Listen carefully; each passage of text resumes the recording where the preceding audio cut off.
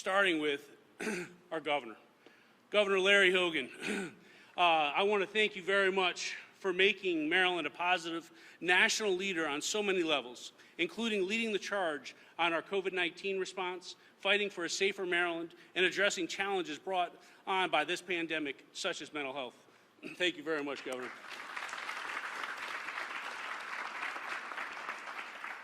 I also certainly want to thank our Lieutenant Governor, Boyd Rutherford, for championing mental health awareness across the state and supporting the governor as he's focused on directing Maryland's early response to the COVID-19 pandemic. Thank you very much. I'd also like to recognize our Superintendent of Schools, Dr. Karen Salmon, for her leadership in the state education response to the COVID-19 response. Colonel Jerry Jones and Major Greg Phillips from the Maryland State Police for prioritizing the partnership with the Boys and Girls Club to continuing build relationships in the community and a positive mentoring for those in the community. Where's Super? There they are. Right in front of me. I also want to recognize some of the great councils within our office. Within our office, the Crime Prevention, Youth and Victim Services, we host the Maryland Youth Advisory Council. And with us here today is Chair Ian Hurd and the Public Awareness Chair, Nina Bundy, both students in Maryland that are leading their peers in many different efforts. So thank you very much for being here. We also have 8 Maryland Boys and Girls Club Youth of the Year awardee winners here. They're here today. Congratulations on an honor, and we're so glad you're here today to help us with this announcement.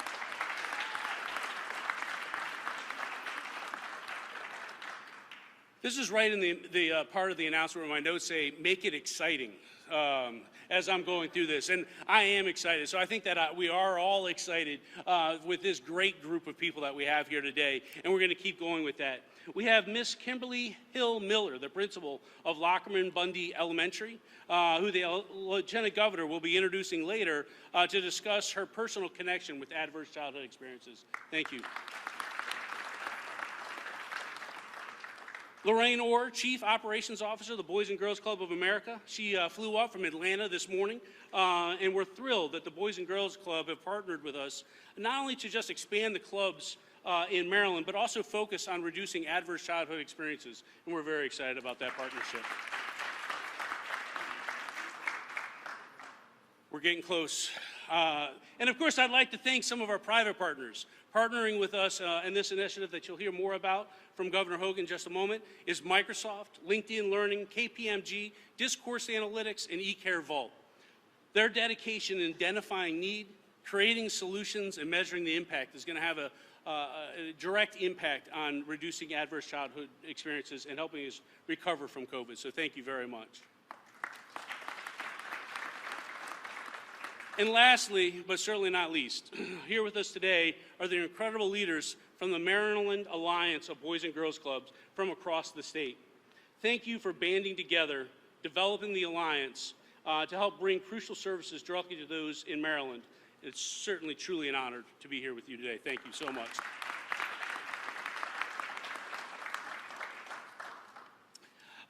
Every single person here, especially our students, are important community leaders on the forefront of helping spread the word about today's exciting public-private partnership that Governor Hogan will detail for us today. Our governor has emphasized that our most important responsibility is to protect Marylanders, and he has directed agencies to adapt in innovative ways and address the current public health crisis, paying special attention to the mental health needs of our Marylanders coming out of the pandemic. While confirmed cases of COVID-19 can be clearly tracked, the impact of this pandemic and on mental health is not easily quantifiable. We know that our young people are particularly vulnerable to mental health issues, and I'm very proud of the trauma-informed response that Maryland is able to provide, especially for our youth, and that's why we're here today. At this time, I'd like to thank Governor Hogan again for his incredibly strong leadership throughout this pandemic, and welcome to the podium to launch this exciting day. Governor Hogan.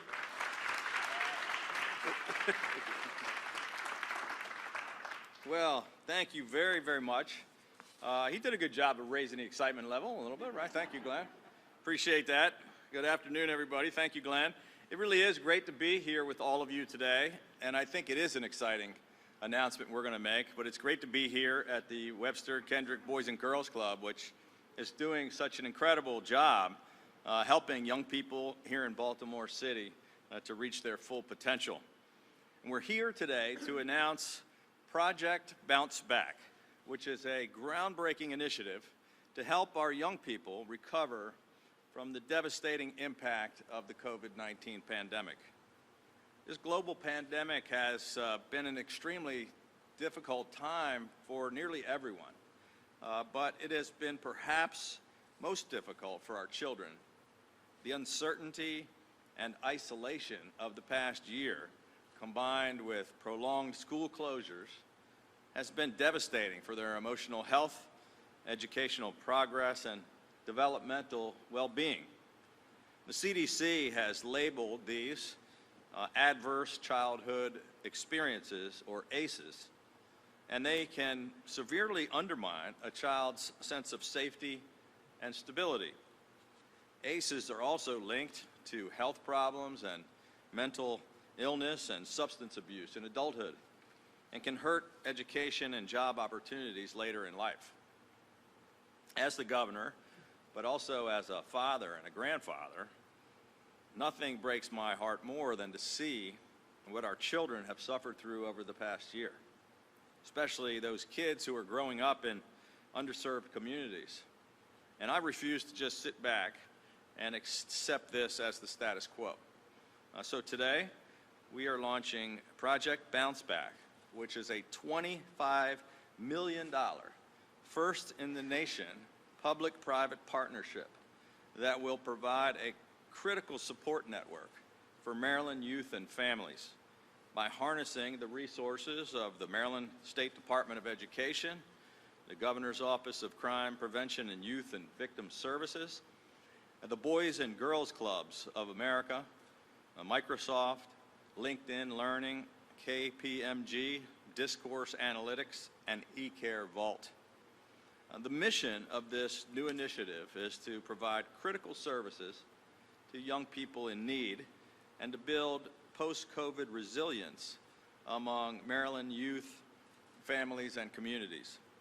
Through Project Bounce Back, we will expand the reach of the Maryland Alliance of Boys and Girls Clubs to every single county in Maryland, prioritizing Title I school districts as well as rural communities in order to reach 45,000 children across all jurisdictions and to provide youth development programs and positive mentorships. As part of this expansion, we're also creating a new partnership between the Maryland State Police and the Maryland Alliance of Boys and Girls Clubs to promote positive mentorships and to grow community and police relationships.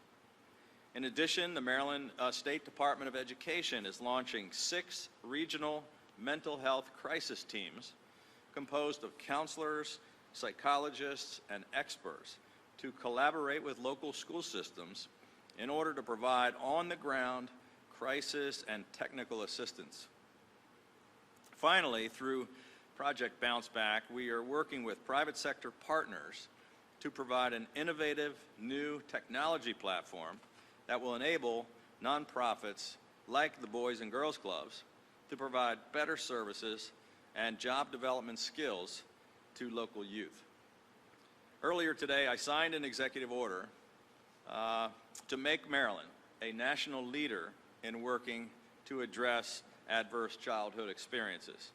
And through Project Bounce Back, we are leveraging the full weight of the government and the private sector to connect Maryland youth with the critical support services that they need.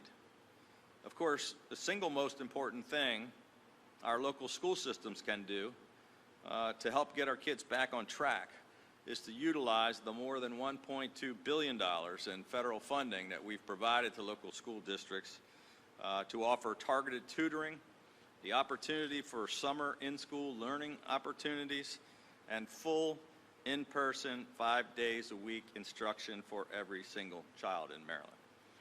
Last week, the Maryland Board of Education voted unanimously to require in-person in-person schooling this fall for all schools in the state. And this is a key part of our recovery and a beacon of hope for young people all across Maryland. But there are far too many kids that are struggling right now. And I want each and every one of you to know that help is on the way. And I can think of no better place to launch this initiative than with our Boys and Girls Clubs, which have given more than 200,000 hours of support to youth throughout this pandemic. And so on behalf of a grateful state, we want to thank them for their efforts to provide hope and a safe, inclusive environment to so many young people.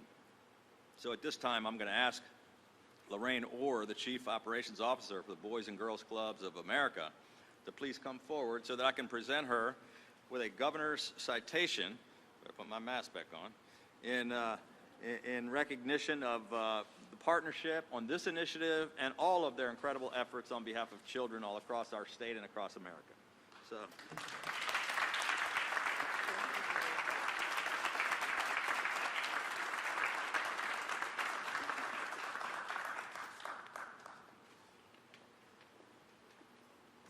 Well, thank you very much, Governor, and congratulations to Ms. Orr from the Boys and Girls Club, and we'll be hearing from Ms. Orr just a little bit later. Our next speaker has diligently served Maryland as a Lieutenant Governor and chairs the Commission to Study Mental Health and Behavioral Health in Maryland. Lieutenant Governor Boyd Rutherford has helped to lead the state's efforts to combat the opioid epidemic, break the cycle of poverty between family generations, and improve mental health delivery system, among many other accomplishments. I know one of his greatest passions is connecting those who need help with those that can help. I want to welcome to the podium Lieutenant Governor Boyd Rutherford.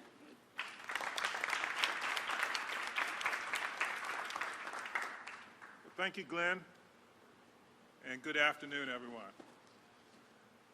Before I get started and before the next speaker comes up, I would like to remind everyone that May is Mental Health Awareness Month. And to our fellow Marylanders who are suffering from mental health issues or are in crisis, you are not alone, and it's okay to seek help. And the bottom line, it's okay to not be okay.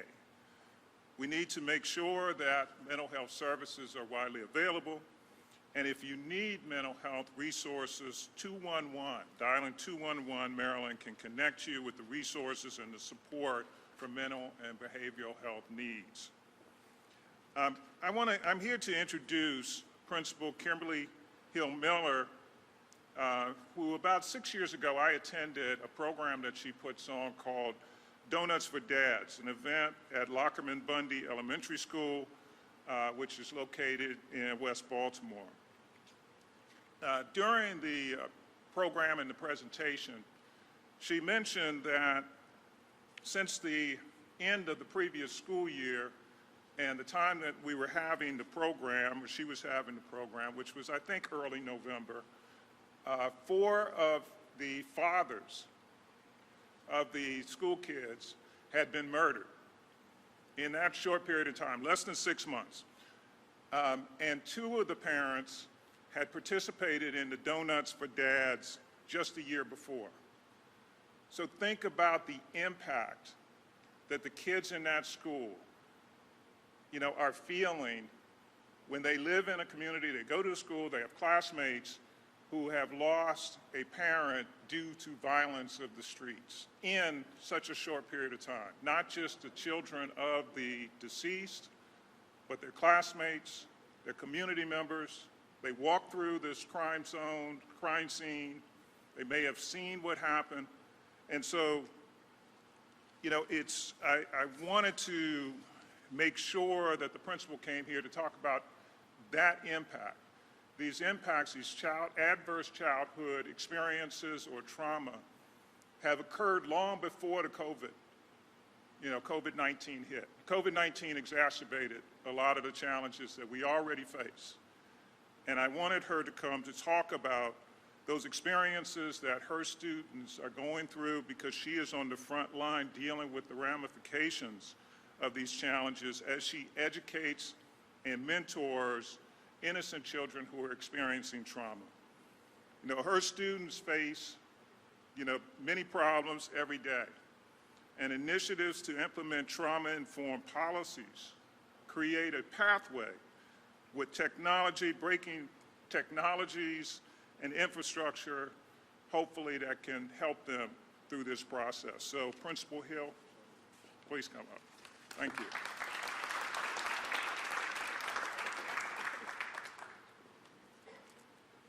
Good afternoon. My name is Kimberly Hill Miller, and I am the principal of Lockerman Bundy Elementary School in West Baltimore.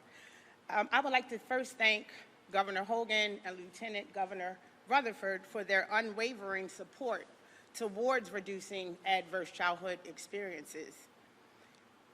The children and families in our wonderful state desperately need them. I'm excited to know that Maryland is leading the charge through the groundbreaking public-private partnership supported by multiple state agencies, private organizations that will help tens of thousands of children across Maryland. Throughout my 25 years as an educator of our state, I have witnessed the need for extra supports beyond academics in the classrooms that are preparing our scholars to be outstanding 21st century leaders who are prepared to meet the rigorous demands of college and career success. These initiatives will answer the urgent call for those tiered supports, the equitable supports for our students across our state. My mission as an educator and administrator is to provide rigorous instruction and to meet and exceed the needs of diverse learners. That normally is the goal of any educator across the country. Maryland is leading the charge to address the mental health crisis occurring within our scholars now as a response to COVID-19. As I reflect on the past experiences that my scholars have received 10, 20 years ago, I came to the conclusion that the amount of adverse childhood experiences that our scholars have faced has a direct correlation to their future trajectory, which I personally have categorized as the 5 C's, the letter C. That's the teacher in me.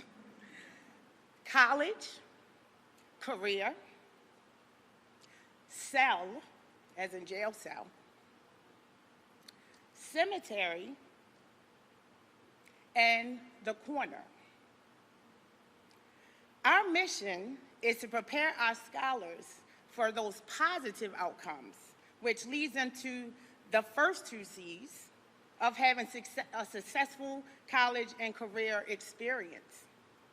Throughout my journey, many positive educational experiences have only led a small portion of my scholars, some of them advanced students, exceeding the proficiency levels of students in other states, leaving their houses with more than one adverse childhood experience of either drug abuse in the home, incarceration of a parent, and having a deceased parent, or even traveling to school just to get to a safe haven, passing the corner, which is one of the C's. They're role models because the only ones that they have are at in the corner of our building, hoping for a new future so that they are not headed towards those negative trajectories, which are those other 3 C's, the corner, cemetery, or the cell, due to the lack of the supports of mental health and technology. A powerful event that Lieutenant Governor Rutherford mentioned that we have every year is our annual Donuts for Dads. I have been a principal for 8 years, and I've been at schools where there's been low participation of our males due to some of the C's that led in the negative trajectories. So every year, I am faced with explaining to a child that I am going to allow them to attend that event because they do not have a male figure or a mother figure to represent them. So when our gym, which is filled similar to our gym here, is filled with seats of parents and students with fun-filled activities, with hope in their eyes. When you see them participate, and then knowing that there are about 4 to 5 students a year who aren't able to enjoy the fun. So what I do each and every year, I have those students and I dedicate the program to our falling parents that we have lost to the senseless violence in the city. One particular year, which Lieutenant Governor did not know, because he only saw the academic piece and the support, 3 out of the 5 students who were our honored guests sitting with me at the podium, they still attend my school. They are actually the children of my former students who I provided those positive experience for, just like I did for their children now. They were actually there, and I had to guide them and hold their hands and let them know the reasons why their parents were not there, but they already knew. So what I did, and every year, I just have the audience, we sort of wrap our arms, virtually, around our students, and we let them know that even though there is an absence of your parent, every adult in that audience is here for you today. And so around the gym, you will see posters where we have those students decorate with maybe pictures of themselves with their fathers.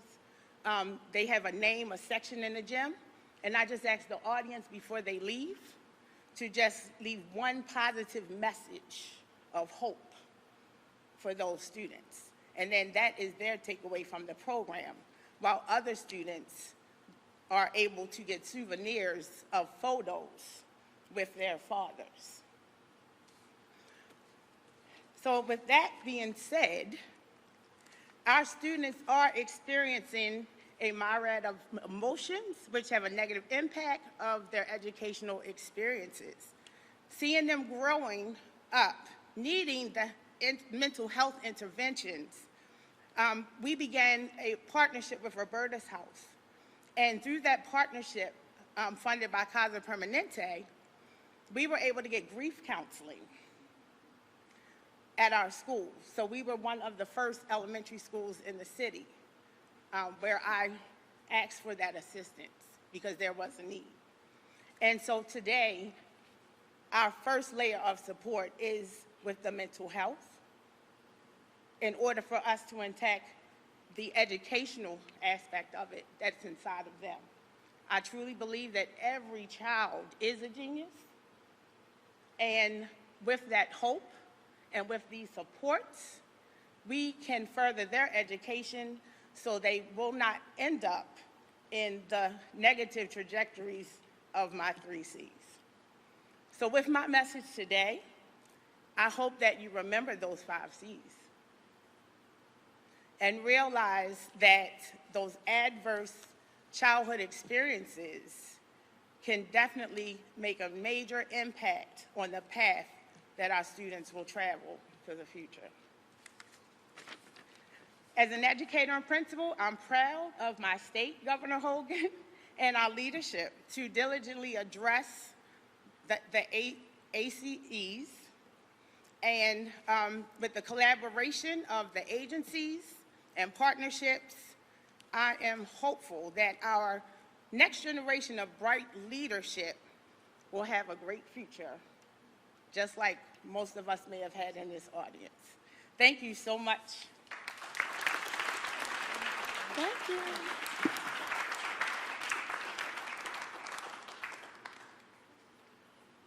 Wow, thank you very much, Principal Hill-Miller. And I also want to congratulate you on your Heart of the School Award that you had just a few years ago. And thank you very much for your dedication. So next, Dr. Salmon has served as our State Superintendent of Schools since 2016.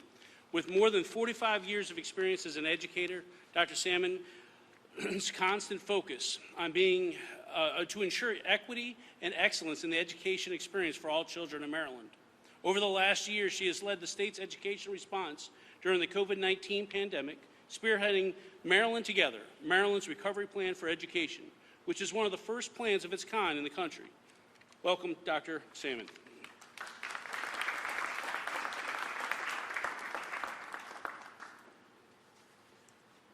Well, thank you, Glenn. You're a great partner to work with, and I've enjoyed our work this year. And I also want to say thank you to the governor. I don't know where we'd be without him. He has led our state in a time of an incredible crisis in a very positive and proactive way. And he has been a total supporter of our children and our education program. So I thank you so much, Governor. It's been my pleasure to work with you over the last few years. Lieutenant Governor, I also appreciate your diligence and your proactive association with the need for mental health in our state, and I'm hoping we can do you proud as we put these programs together in the future. It's also good to be here with our community partners today, especially the Boys and Girls Club of America. We are so looking forward to your expansion across Maryland. Maryland and the State Department of Education is very eager to collaborate with this partnership in the Project Bounce Back to help prevent adverse childhood experiences that were so well described by our principal. Students in Maryland and across the country are suffering. They have been impacted by the pandemic academically, physically, socially, and emotionally. We know that too many students have been exposed to trauma, disruptions in learning, physical isolation, and disengagement from school and peers. Many students who once excelled are now failing. Children are overwhelmed, anxious, and depressed. The most immediate, ready solution to protect children, as the governor said, is to return them to schools for full in-person learning as soon as possible. Sadly, too many students have yet to access a normal classroom learning experience. Based on our latest data, statewide, less than half, approximately 43% of pre-K through 12 students are receiving any in-person instruction. Said another way, almost 500,000 of our students are not receiving any in-person instruction. In-school, in-person instruction is the only way to ensure equitable opportunities for our students. Last week, as the governor pointed out, the state board passed a resolution calling for the return of full-time in-person instruction next fall. By providing this resolution, the State Department of Education is prepared to support all systems in removing obstacles and bringing students back and teachers to the classroom. At MSDE, our mission is children, and our children need their school communities. When we do reopen this fall, we want to make sure that schools are fully equipped to address learning needs. To do so, we must focus on helping schools and school systems, providing physically, emotionally, and mentally safe learning environments. To deliver these supports, we are establishing, and the governor mentioned this in his remarks, 6 new regional crisis teams across the state. These teams will provide crisis and technical assistance to local school systems for children and families in emotional and social distress. And they will serve as connections to our great community partners, like our Boys and Girls Clubs. To guide us, we have established a mental health advisory committee consisting of a cross-section of professionals in the student services field, including student members, and 2 of them are here today. Ian and Nia, stand up again. These are great people. Meeting since February, the task force is building this network of regional teams composed of counselors, psychologists, substance abuse coordinators, and counselors, nurses, and a consulting psychiatrist, as well as a family navigator who will enrich and enhance, not replace, the work of site-based student support personnel in our local school systems. These teams will extend the reach of current intervention resources and provide targeted school-based services that might prevent the need for future crisis intervention. They'll provide boots on the ground, direct student care, as well as professional development for educators. With May serving as Mental Health Awareness Month, as the Lieutenant Governor announced, and this week is recognizing teacher appreciation. It's a compelling reminder of the very strong link between educators and the emotional well-being of our students. Our teachers are often the first to notice something awry with a student's behavior, mood, or emotional state. They provide a ready ear, and they are here to direct them to support and assistance needed. My sincere thanks to our educators, school staff, and community partners who continue to put children first. To our teachers, thank you for keeping Maryland's children engaged, physically and mentally, healthy and safe. And as I close, just a reminder, if you have a concern about the mental well-being of a student, a classmate, or a friend, please use our Maryland Center for School Safety hotline, 1-833-Maryland Be Safe, or visit safeschools.org, where you can download an app or complete an easy, fast online form. Together, we can make a difference, and a difference in the lives of children, and together, we can fully recover and bounce back from this pandemic. Thank you very much. Thank you, Glenn. Thank you, Governor. Thank you, Dr. Salmon. Well, we first met her as the governor's most recent citation recipient, Lorraine Orr, serves as Chief Operation Officer of the Boys and Girls Club of America. She wears many hats there, including leading field services and activities across the Boys and Girls Club movement, handling child safety and protection strategies, and overseeing leadership development for staff. Lorraine's leadership and commitment to the youth have been both recognized locally and nationally, including the coveted Others Award and the Boys and Girls Club of America's National Professional Service Award, among others. Please welcome Lorraine Orr.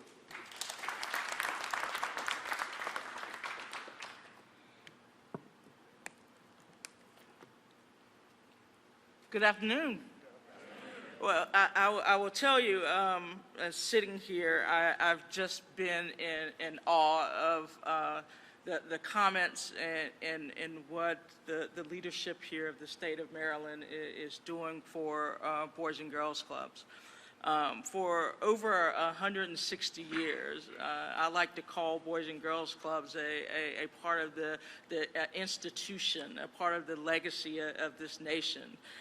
So for over 160 years, we have navigated so many difficult times and times of crisis, but clubs have always showed up and to make sure that young people are safe. Our kids, our tweens, and our teens. And today, I will tell you, and you can see it in the eyes of the leadership of Boys and Girls Clubs across the state, that we are committed now more than ever before to do whatever it takes to make sure that our kids, their families, and whole communities are better. And you've heard it said in a lot of different ways. This past year has been really difficult for us all. Not only young people, for us all, and our ability to take care of, and the responsibility, I should say, to take care of the emotional well-being and health of young people is paramount. So to Governor Hogan and all of the staff here of Boys and Girls Clubs and the leadership of this state, thank you for your unwavering support to young people. And as I said, this has been a difficult time, but having access to technology and positive mentors and the guidance and food accessibility, all of those things that are so important to the positive development of young people. I've had the opportunity to visit a lot of states in the last year, and I will tell you what you all have announced here today in terms of Project Bounce Back. I haven't heard of anything quite as innovative, and it is so appreciated from me as a leader of Boys and Girls Clubs of America, but probably more so, and just as important for these hundreds, thousands of staff that have shown up in the darkest times to take care of our young people. because what we know is the right support in hard times can build resiliency in young people. And I would say to you, if you look across the front row there, that's the face of resiliency. Of young people who have taken advantage of their boys and girls clubs that are showing up in the spaces for education and doing those things. But what we know that there are tens of thousands, probably hundreds of thousands of young people across this great state that need access. And I may be a little biased, but I would say they need access to a Boys and Girls Club because I have seen over the last 35 years of my work in this organization the difference that it can make. Through the programs that we have that teach life skills, social and emotional skills, academic support, and of course fun. And I will tell you that these young people here that you see in front of you, and the tens of thousands of others, when they leave a Boys and Girls Club, they will be ready for what the future holds. And is what they bring to us and is what we give to them. And when they graduate from high school on time, they'll be ready for the workforce because we need children and kids and teens that are ready to join the workforce. They'll be ready to go on to college, and some will choose to serve in the United States Armed Services, and all of which will make our nation better. You've heard a few comments around, mental health, and I will say mental health has always been a focus of Boys and Girls Clubs. And the impacts of trauma that you've heard folks talk about here today, it can be devastating. But with the right supports again, and just so excited about what is happening here in this state. And I will be one governor that will walk to others and say, you got to replicate what's happening in the state of Maryland. But we are here to help build skills amongst our young people, help them be resilient and recover from this pandemic and beyond. And so. I cannot, again, say how grateful I am as a leader in the youth development space, but more grateful for these folks here that have not left the front lines in the last year. And I've seen it and I've heard the stories, and honored to stand in front of these Youth of the Year who are here that show us all what it's really about growing up in the great state of Maryland, but also growing up in the United States of America. So again, Governor, thank you. Lieutenant Governor Rutherford, thank you. Executive Director Houston, thank you. And Superintendent Salmon, thank you. It was my honor to be here today, and I would be remiss if I didn't say thank you to my Boys and Girls Club colleagues who, like I said, have just been there every day. So thank you so very much.